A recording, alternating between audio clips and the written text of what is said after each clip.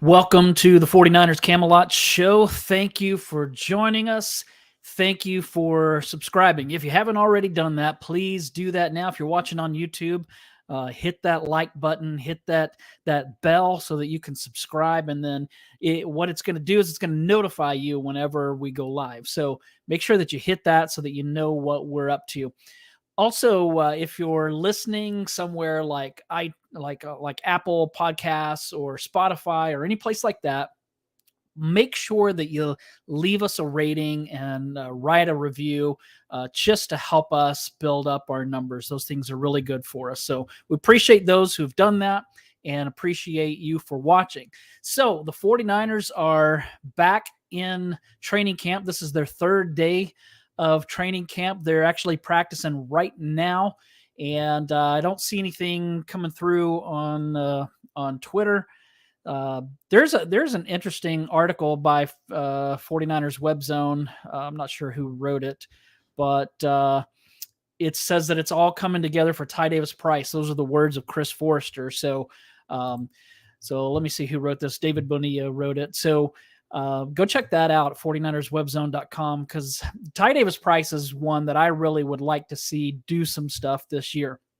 I like Jordan Mason and obviously like Elijah Mitchell and Christian McCaffrey, but if they can start getting something from Ty Davis Price, that's going to be huge. So just scrolling through here real quick just to see if anything's happened in practice while I've been on here. I don't see anything yet, but I'll check back in a little bit. But what I'm going to do today is at 49ers Web Zone, we released our latest mailbag just a couple of days ago. And so I'm going to go through those questions and answer those so that we can get ready for the mailbag session that will be next week. Mondays, we always open that up so that you can submit your questions. You can do that even within wherever you're watching. You can do that as well in the chat. And I'll check those and include them in the next mailbag if I get a chance to do that. So let's get into this. Obviously, you're going to be interested in what's going on in training camp. You know that Brock Purdy practiced for the first time yesterday, looked rusty, but that's okay. The biggest news is that he was able to practice. They didn't have any problems throwing the ball, so that's great news. So let's get to this mailbag. So here's the first questions from Dr. WDS. What's the word on Kalia Davis? Most people thought he could go as high as the third round if he had not had the ACL. Well, yeah, Kalia Davis is a talented guy who he's big. He's 6'2", he's not very tall, but he's 310 pounds, but he can really move. The 49ers drafted him in the 6th round of the 2022 draft, which, as Dr. WDS mentioned, he fell because he had an ACL injury when he was in college. But he didn't play. So he didn't play in 2022. So this is his first training camp that he's in right now. And this is going to be his rookie season. The 49ers did open up his practice window back in December. So he had some days there that he was able to practice with the team. They just never actually activated him and put him on the game day roster. So he didn't play any last season, but he did get to practice some. So that's good. But they're expecting a lot of good things from him. Larry Krueger really likes him a lot. He said Kalia has rare speed and quickness for a 315-pound defensive tackle. If he's physically right, he may add some serious interior pass rush. I love his potential. So a lot of people compare him to DJ Jones, who the 49ers lost a couple of years ago in free agency. And so if they could get that kind of production from Kalia Davis, that would be huge. And so when you think about Bosa, whoever's on the other side, and then Javon Hargrave, Eric Armstead in the middle, and then coming off the bench, you got Javon Kinlaw, you've got Kalia Davis. This could be this defensive line could match that of the 2019 defensive line, and that would be great for the 49ers. So yeah, good things everybody's expecting from Kalia Davis. And so the word on Kalia Davis is that he's ascending and he's now practicing and should be good to go. So Niner Jim asks, which rookies have the best shot at making the squad out of camp? Well, it's going to be tough for any undrafted rookie to make the roster right out of camp. I'm guessing there's going to be multiple ones brought back to be on the practice squad, but it's going to be tough for them because this is a really, really talented and deep roster. Now, there are some locks. Among those are Jair Brown, Jake Moody, Cameron Latu, Darrell Luter Jr., Robert Bill Jr., D. Winters. I think probably Braden Willis is going to make the team as well.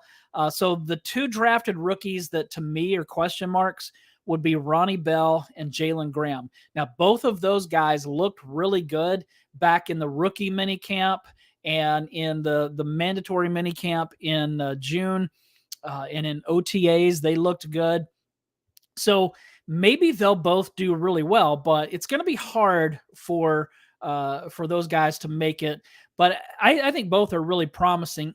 I actually think that both are going to make it. But I mean, Ronnie Bell, he could add something to the 49ers offense that they haven't had, and that's somebody out of the slot who could who can play well. And Jalen Graham, maybe he ends up surpassing D. Winters. So I think that most of the drafted rookies are going to make it, and maybe all of them. So I didn't really answer that question very well, but it's just so hard to know at this point. Like for guys like Ronnie Bell and Jalen Graham, will they make it? Will Braden Willis make it? Who knows? But I'm really high on all of those guys. Let's see. Doc asks, I keep hearing that the Bosa contract will be complicated. Why? He's the best at his position. He will get some percentage above the highest paid player minus a little based on the injury history. Done deal. Well, I agree that we want Nick Bosa to get whatever he gets within reason. Obviously, they can't pay him, exactly what he wants, or they couldn't pay anybody else. But on the outside, it would seem like this would be pretty simple. That they say we'll pay you this, and that Bosa says no, I want this, and they're able to meet somewhere in between and still make him the highest paid defensive player in NFL history, which is what I think is going to happen. I think that he's going to pass Aaron Donald's record deal. But even John Lynch said on Tuesday, he said that this contract is more complex than others. So he didn't elaborate, so I don't really know why it's more complex than others, but he said that it is. I mean, and maybe it's because Bosa's family knows what they're doing. They're good at negotiating. They know what they want. They know what they're worth. And so the 49ers are good at negotiating, and so are the Bosas. And so maybe that's what's complicating it. Maybe it's that the 49ers want to make him the highest paid at his position, but he wants to be the highest paid non-quarterback, and they're just not agreeing on that. I'd say don't sweat it. They're going to get this worked out. It's going to get worked out soon, so don't sweat it. I think the first padded practice, is going to be Sunday because they're practicing for the third time today. I think maybe, and this is Friday, I think that they're off Saturday. Don't quote me on that, but I think that that's what I heard. And so if that's the case, then I think Sunday they come back and the practice is padded. So this is usually it's one of the deadlines or the night before. And so it's possible that this could be done Saturday. It could be done Sunday. But even if it's not, I wouldn't sweat it too bad. Bosa doesn't need training camp. He's not going to come in out of shape like Deebo Samuel did last year. He's going to be ready. So I'm not too concerned about it. And we also remember his rookie season. He really didn't practice much at all because he had an injury. And so he came in and still played that first game. And I think got his first sack and he kind of terrorized the quarterback throughout that game. And so I think that was against the Bucks. Jameis Winston. And so Bosa was in his face a lot. So I wouldn't worry about him. He's going to be fine. All right, next question is from Trey. He asks, question for Brock Purdy, or I think it means question about Brock Purdy. How big of a chip on his shoulders does he believe that he has? Okay, so maybe this is a question for Brock Purdy. I think that Brock Purdy has a massive chip on his shoulders. And I think there's a handful of reasons why. First, he was barely drafted. So every team in the NFL passed on him multiple times. So that's going to give him a chip on his shoulder, if nothing else. I mean, he's not a big guy. So I would imagine coming up through high school and college, he probably was overlooked a lot and he was probably counted out a lot. And so I think that he's just one of those guys that has a chip on his shoulder. And if nobody's disrespected him, he's going to invent it just so that it can use it as motivation, because this kid is really motivated. Then he was labeled Mr. Irrelevant when he was drafted last in the draft last year. And from what I understand, he hates that. So that's probably not, that's probably something that's going to add to the chip on his shoulder. He was overlooked by his own team until they had to play him. So it was Trey Lance, and then it was Jimmy Garoppolo, and Brock Purdy was an afterthought. And he was an afterthought until they had to play him. They were forced to. And so, that's going to make you have a little bit of a chip as well. He was doubted each week leading up to the game. The national media doubted him. Is this going to be the week that Brock Purdy comes back to earth? Then he was injured in the biggest game of his career. Then he had to listen to Eagles players and fans say that his presence wouldn't have made much of a difference. So, yeah, I think he does have a chip on his shoulder. He's motivated. He came back to camp fast and earlier than what I expected him, earlier than what anybody was reporting. I don't think anybody had him ready to be cleared right out of the gate. And so that's huge. And so, yeah, I think he has a big chip on his shoulder. Next question is from Kenny. Which do we use more, 3 safeties, a nickel, and 1 linebacker, or 2 safeties, 3 linebackers, and a nickel? Well, I think it's going to depend on the situation and the team that they're playing. Because, I mean, here first off, you have 2 linebackers in Fred Warner and Dre Greenlaw, who are really, really good. And Fred Warner's probably the best in the NFL. Dre Greenlaw is probably not far behind. And so these guys need to be on the field.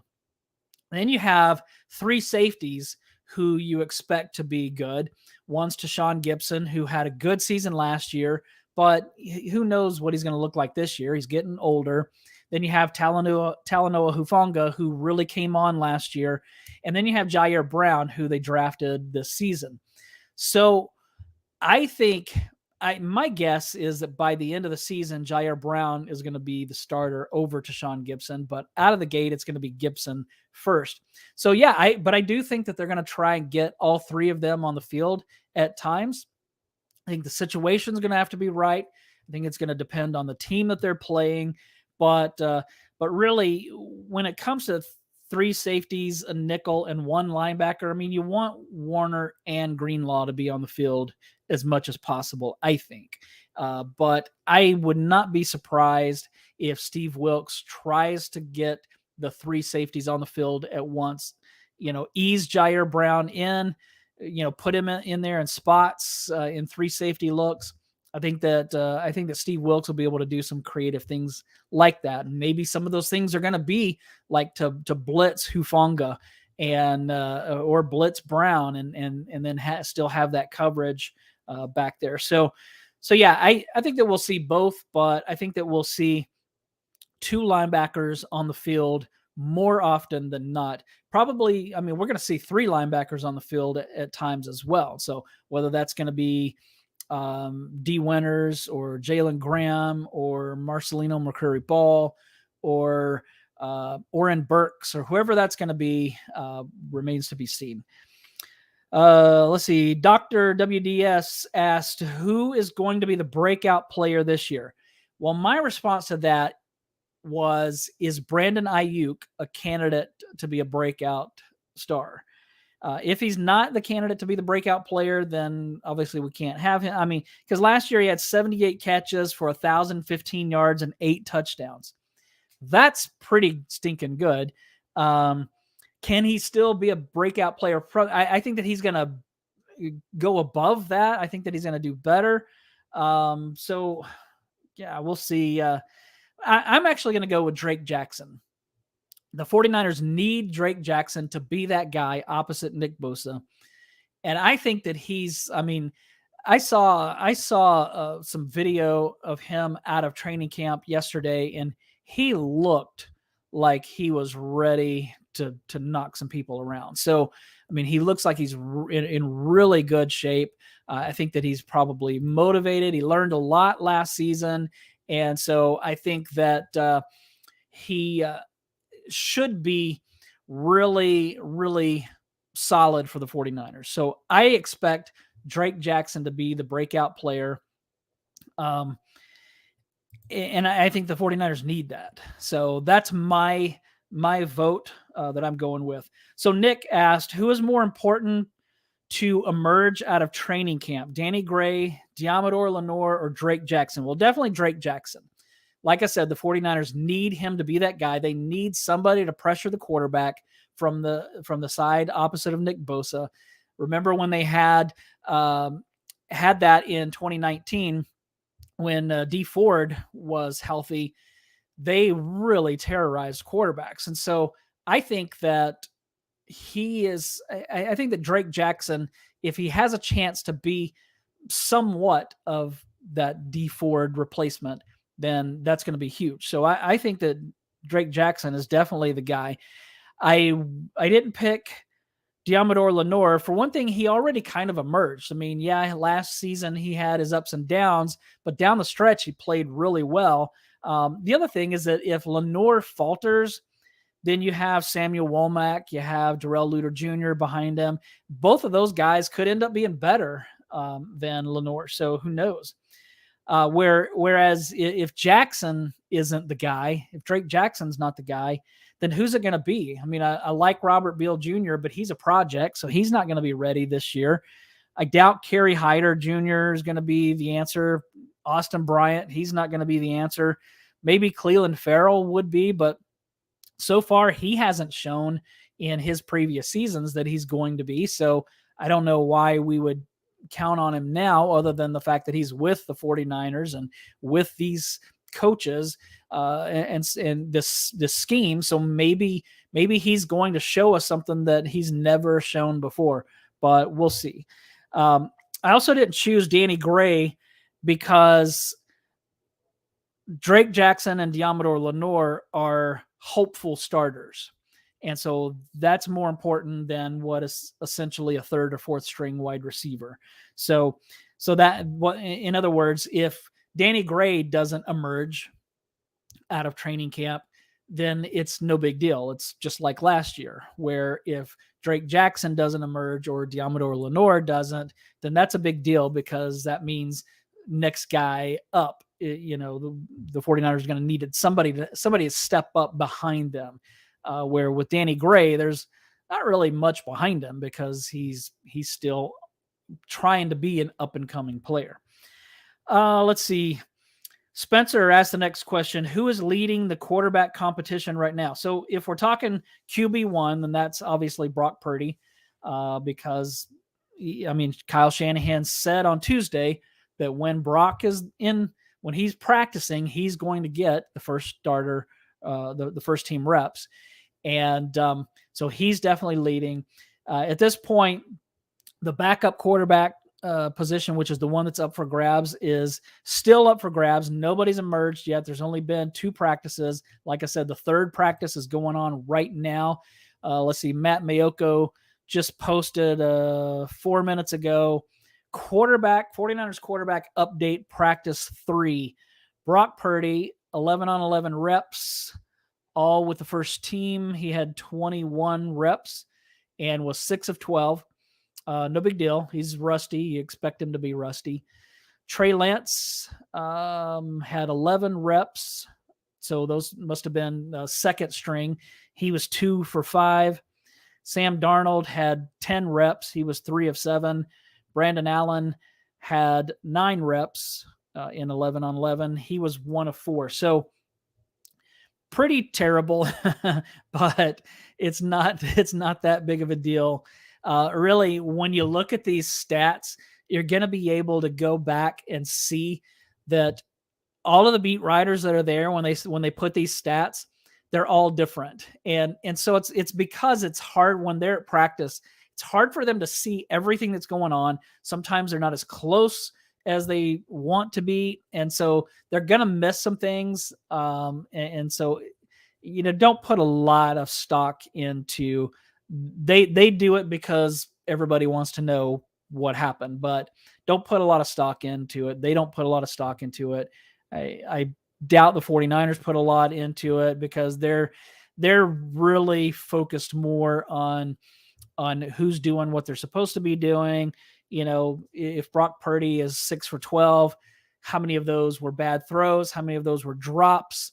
How many of those are balls that he just threw away? So it's hard to gauge that. So I wouldn't put much stock in those, but that is what Matt Mayoko reported or tweeted out. So, all right, let's get to the last question. So is from Dr. WDS. Have the 49ers figured out their injury issues? Hopefully. I mean, they just, good grief, since Kyle Shanahan got there, they've just been injury depleted. The one season that they were pretty healthy was 2019. That's when they got to the Super Bowl. 2020 was just a train wreck. Everybody was injured. And 2021 was not, it wasn't as bad, but there still was a lot of injury that year and last year as well. So hopefully they get this figured out. If you ask any 49ers fan or anybody covering the team, what's your biggest concern about the 49ers? Most of them are going to say health. Some are going to say offensive line or secondary or quarterback or whatever, but most, I think, are going to say health. Because if the 49ers can stay healthy, they're going to be hoisting that Lombardi trophy in February. If they don't stay healthy, then things are going to just continue to be the same way. They're going to make it deep into the playoffs, and then the season's going to end in disappointing fashion. So let's hope that they have figured this out. Let me check Twitter one more time just to make sure nothing's happened while I'm on here. Don't see anything. Let's see. Eric Branch said Brock Purdy completed 6 of 12, which is what Matt Mayoko said. Matt Barrows. Let's see. He was just mentioning that Trent Williams did not take part in individual drills, but was on hand for all of the 11-on-11 stuff. So, yeah, the 49ers are well in. This is day 3. And so keep following the 49ers Camelot show, or you can find me on Twitter at 49ers Camelot, and keep following me there because I'll retweet things that different people post. And so that way, do my best to keep you updated if you don't already follow some of the beat writers there. So thanks again for watching, and don't forget to rate, review, and follow the 49ers Camelot show. Everybody have fun out there.